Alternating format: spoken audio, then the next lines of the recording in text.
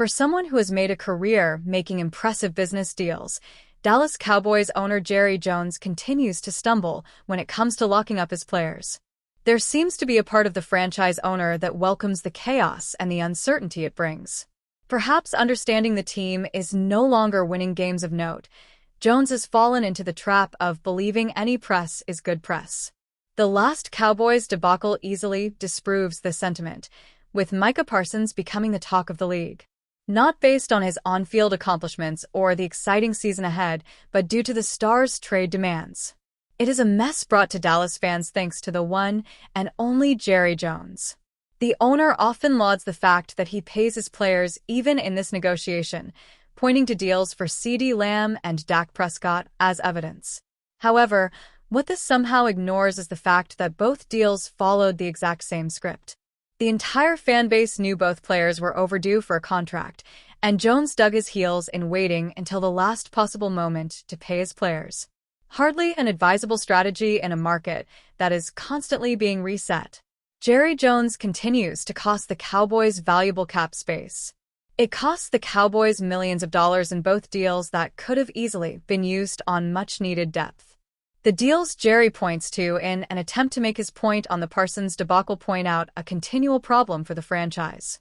Waiting to pay your star players until the last possible moment screams franchise malpractice in a league where every dollar matters. To further this point, look back and consider how much cheaper a deal for Parsons would have been an offseason ago. This was before Myles Garrett and then TJ Watt reset the market and gave the Dallas Star incredible leverage. The price has been set, and there are a myriad of teams willing to meet it if the Cowboys won't pay. Instead of doing the obvious, Jones has preferred to take shots at Micah's agent and discuss the number of games the pass rusher has missed. Yet another perfect example of the aging billionaire's ego getting in the way of obvious football decisions. Jones would later double down on these mistakes, pointing out that fans were louder last season when demanding the franchise pay CeeDee. Nothing players with strong egos love more than being compared negatively to another star on their team who has already been paid. For Lamb's part, the receiver wasted zero time defending his teammate and issuing a message that the franchise must pay Parsons. Regardless, the point remains that this is a mess of Jones' own creation and a reminder of an aging owner who cares more about the spotlight than winning games.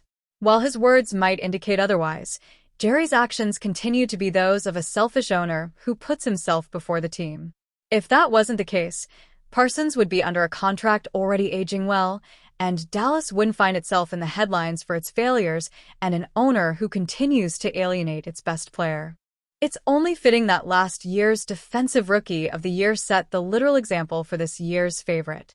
New York Giants fans can only hope Abdul Carter was paying close attention to the Cowboys-Rams joint practice on Tuesday, because the message from Jared Verse was loud, clear, and absolutely ruthless. The Dallas Cowboys couldn't block Verse to save their lives. At all. And it wasn't just a couple of splash plays here and there. It felt like he had a permanent address in the backfield. It was a complete nightmare scenario for Dallas, absolute dream for Giants fans, and exactly the kind of havoc Carter should be aiming to replicate when these two teams actually meet. The fact that Dallas is still scrambling to figure out its offensive line only adds to the opportunity here. If Verse showed how to blow it all up, Carter and really the entire Big Blue pass rush should be walking into September with the blueprint already in hand. Jared Verse just laid the groundwork for Abdul Carter against the Cowboys. Verse showed up on tape and then backed it up by tearing through the Cowboys like a one-man wrecking crew. He bullied backup tackles like Nate Thomas, shot through gaps to blow up run plays, and made it crystal clear why he took home DRY last season. Every snap was another reminder that Dallas isn't exactly ready for speed and violence off the edge. Verse got started playing off the edge, standing up, something Giants defensive coordinator Shane Bowen will do with Carter. In a somewhat effortless speed-to-ghost move, the 24-year-old blew by Thomas to get to Dak Prescott in around 2 seconds. Not a great rep here for the #Cowboys offense. Jared Verse with the sack, Nick Hampton with the interception. Verse's talents didn't stop at the pass rush. He also impressed in the run game, consistently blowing up plays in the backfield. No play was more impressive than the rep below, where the reigning DROI utilized his burst to blow by a Thomas miscommunication inside to catch Javonte Williams in the backfield, tackling him for an easy loss. Nowhere to go here for Javonte Williams. Jared Verse is a beast. It was only a scrimmage, but Verse's early signs of dominance make it really easy to believe Carter will have the same success against this suspect offensive line and anemic ground game. Their line has some raw talent, but it's unsettled, it's inexperienced, and it just got lit up in a controlled environment. It's still August, but the film doesn't lie. Verse just exposed some serious weaknesses. Carter's got the skill set to do the exact same thing, with maybe even more juice off the edge.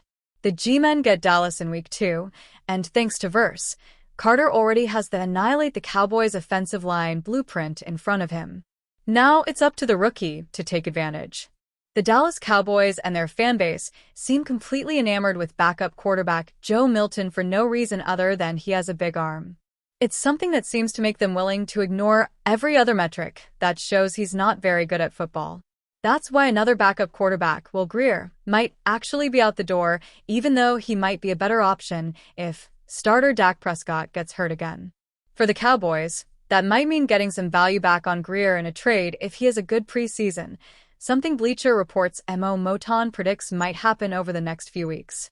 In April, the Dallas Cowboys acquired big arm Joe Milton III from the New England Patriots, which means Will Grier could fall to third on their quarterback depth chart, Moton wrote on August 9th. Grier has put together solid preseason outings in recent years. Now, he can showcase himself to draw interest from other teams that see him as a number 2 quarterback. One team to watch as a possible trade destination for Grier is the Tampa Bay Buccaneers, who seem like they're on shaky ground at backup QB with Kyle Trask and don't have much in the way of an emergency third quarterback with Michael Pratt injured. From Big 12 star to NFL journeyman QB, Grier set the national high school record with 837 passing yards in a single game as a senior at Davidson Day School in Davidson, North Carolina, before starting his college career at Florida. Grier, 6'1" and 220 pounds, started as a redshirt freshman at Florida before he was suspended for 1 season for using performance-enhancing drugs. He transferred to West Virginia, where he was the starter for 2 years. Grier was named Big 12 Offensive Newcomer of the Year in 2017 and All Big 12 in 2018 after he threw for 3,864 yards, 38 touchdowns, and 7 interceptions. Grier was selected by the Carolina Panthers in the 3rd round, number 100 overall, of the 2019 NFL Draft. He spent 2 seasons with the Panthers, 2 seasons with the Cowboys in 2021 and 2022 before spending time with the Los Angeles Chargers, Patriots, Cincinnati Bengals, and Philadelphia Eagles over the last 2 years.